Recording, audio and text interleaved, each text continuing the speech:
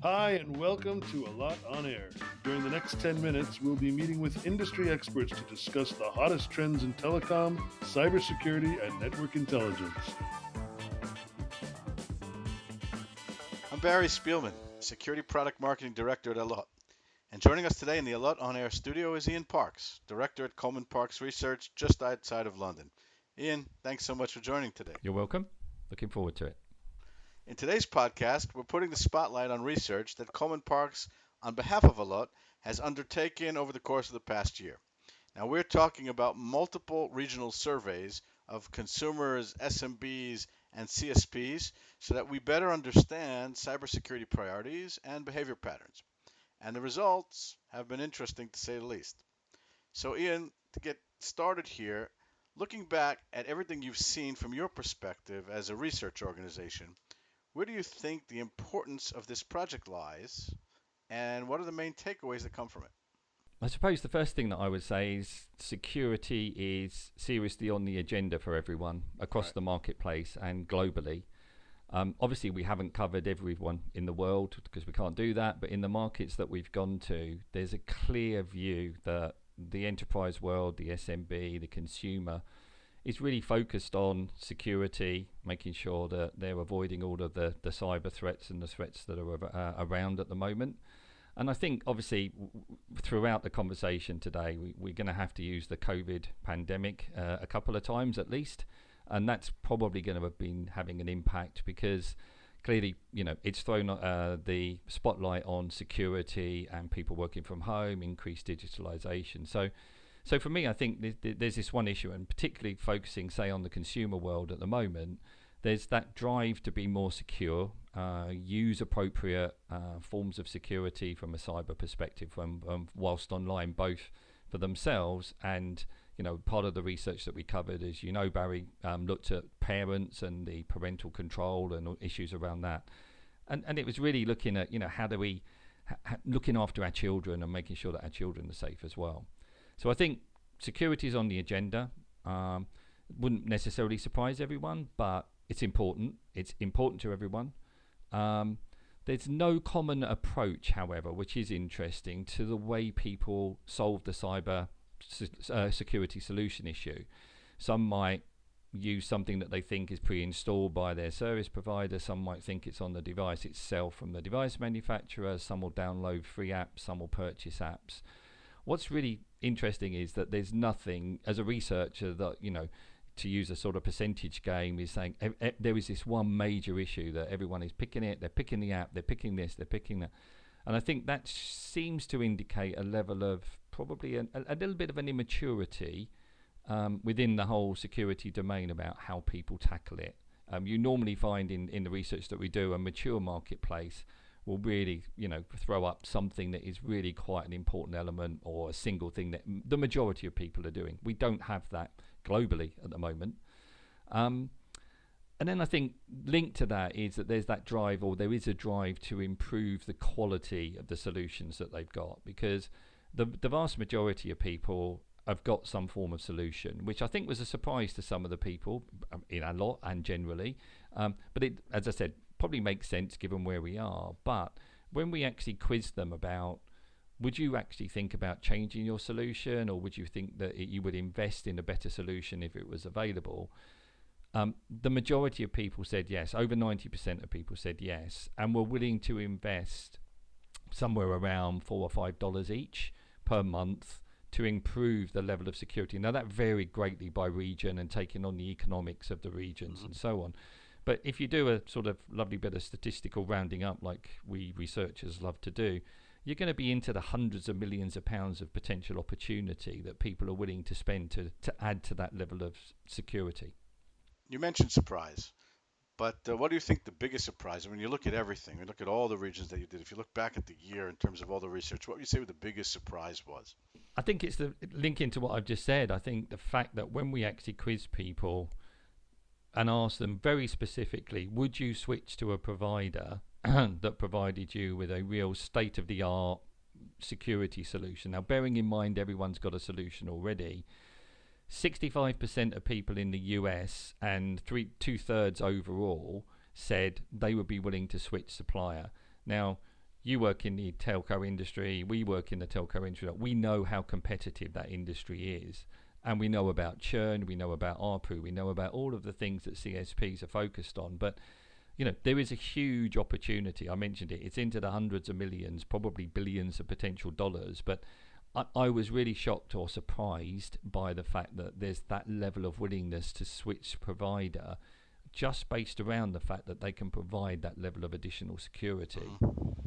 And I think probably the other thing is we asked another question around, what's more important to you? Is it parental control and, the level of parental control linked with controlling your children, or having a security solution that equally will help control and provide security for the children, but you as an adult as well, and generally across your whole connected devices? And I found it quite interesting that the bias was much towards the latter, the security solution, as opposed to the parental control. Now, they're obviously linked, and in fact, to use a couple of percentages, 55% of the parents that we spoke to actually said the security solution was more important than the parental control one. So I think, again, that sort of indicates that we've invested a lot, we've got some solutions, but they're not good. We're continuously looking to try to improve security around our children and what our children should be doing and how we can control security for the children as well. And I suppose the last thing is just between what CSPs think and what consumers think.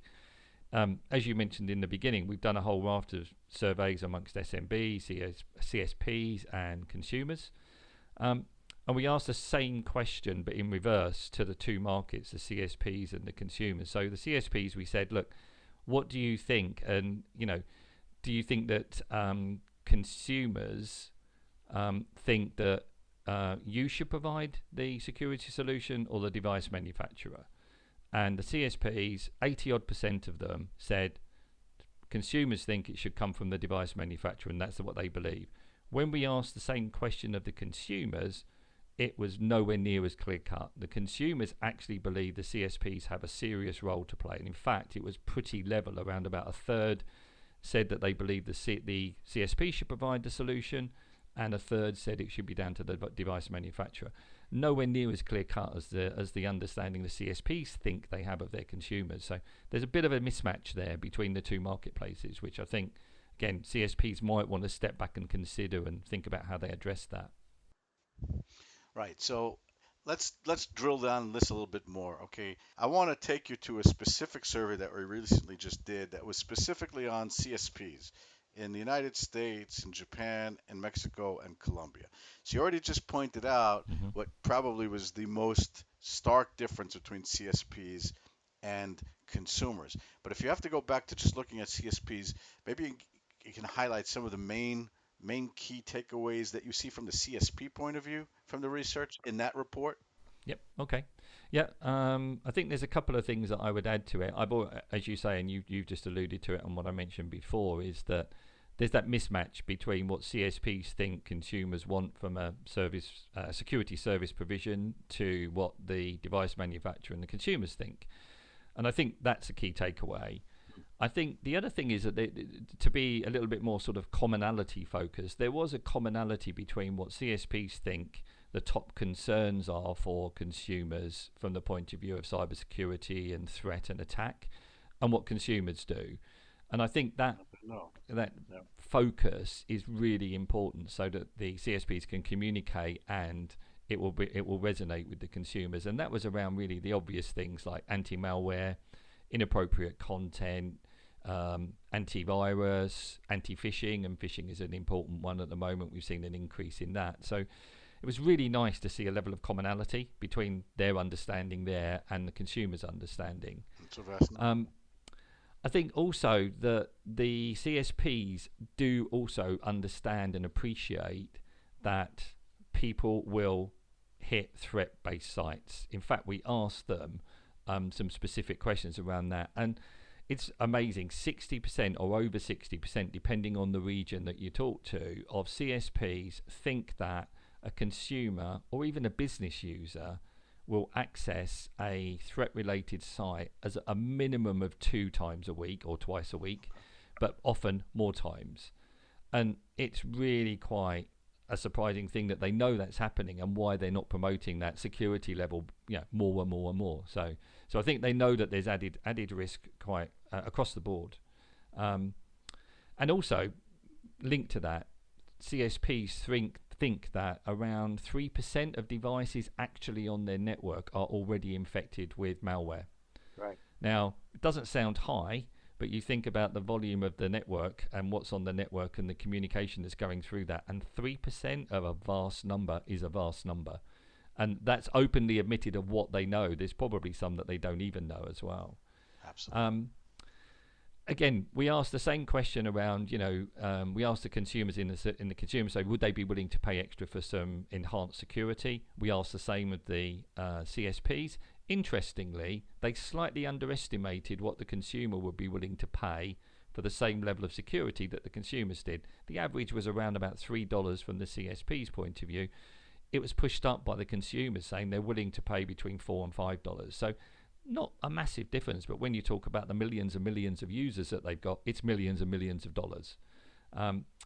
So I think they're the main ones. And maybe one last one would be that if they advertised the most secure network, again, it was a very leading question, but we asked them, if you could advertise or were advertising the most secure network in your respective region, do you think it would increase sales? They know the value. Over 70% of them said undoubtedly. So they know that there's that opportunity there. They know that they need to join the dots of linking what they know the consumers want, what they believe they can provide, to be able to really enhance their opportunity and revenue. Yeah, very interesting stuff. Well, looking again at that same CSP report, we were looking at Japan, United States, and 2 countries in Latin America. Were there any differences that stood out? I mean, different crowds?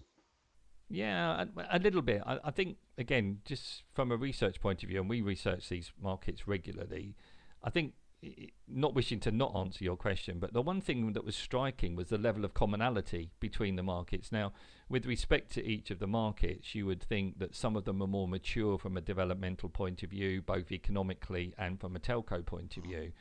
So the level of commonality we were seeing was quite startling, in that when you're looking at the LATAM market, you're looking at the North America market, you're looking at Japan, those levels of commonality were quite interesting. However, there were some differences, and to answer your question specifically, that CSPs in Japan, around about 40% of them think that consumers are very concerned about security attacks compared to other markets. So there seems to be a higher level of concern in the Japanese CSP community about attacks than in others.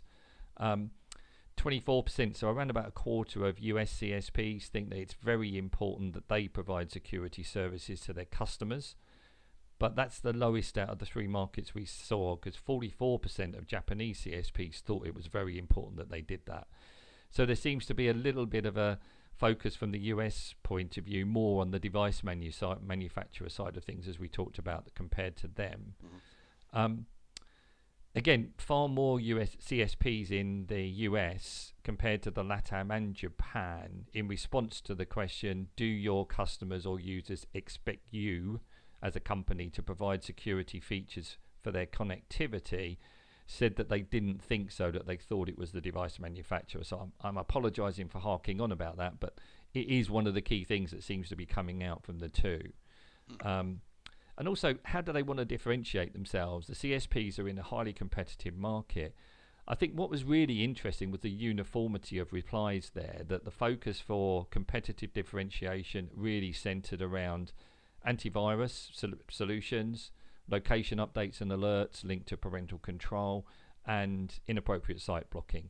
Now, when we looked at the data across all 3 regions, they were pretty much the same. They were the top 3 in all the regions, and you wonder, how do all the CSPs compete when they're all focusing on the same things? So I think that's something they might want to take a step back and say, where else, maybe further down that line of parental control and issues, do they want to really focus? Right. And lastly, I think Japanese CSPs suffer more botnet attacks than others. Just a small point, we asked them around botnet.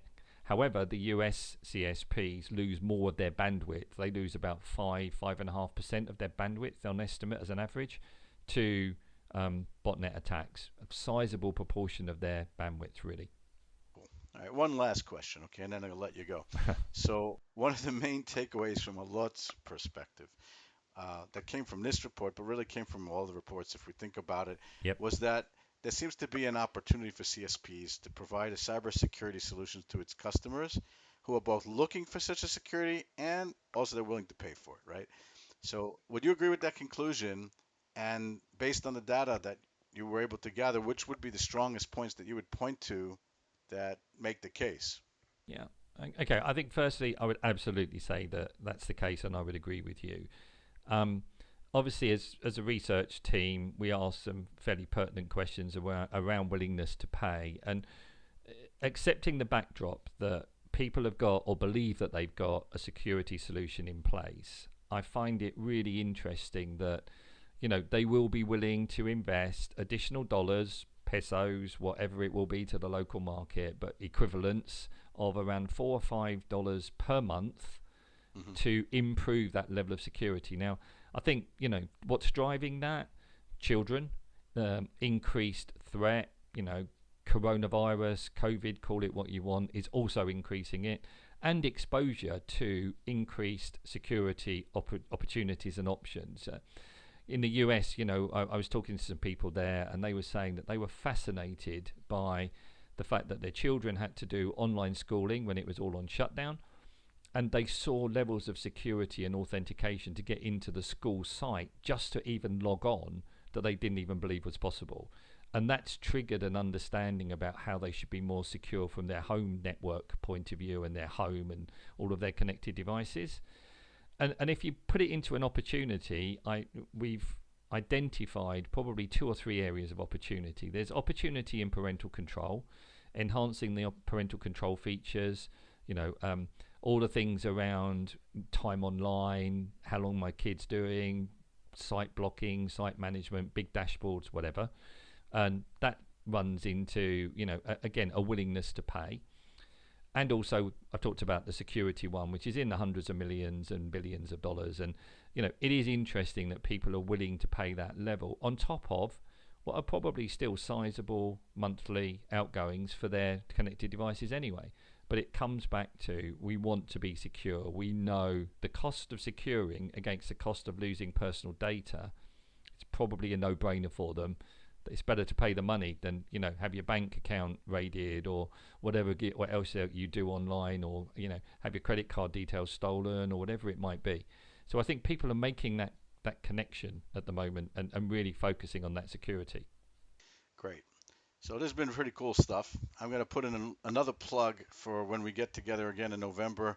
Just remind everyone we're going to really dissect all of these, all of the results that we got across CSP, SMB, and consumer. It'll be very interesting, and I look forward to it. So in the meantime, I'll say thank you, Ian Parkes, Director at Coleman Parkes Research. Thanks for joining us. Thanks very much. That's it for today's episode. Thanks for listening. You can get more information about network intelligence and security solutions for service providers and enterprises on our website at allot.com. Subscribe to this podcast to make sure you hear about new trends and technologies on the next episode of Allot on Air.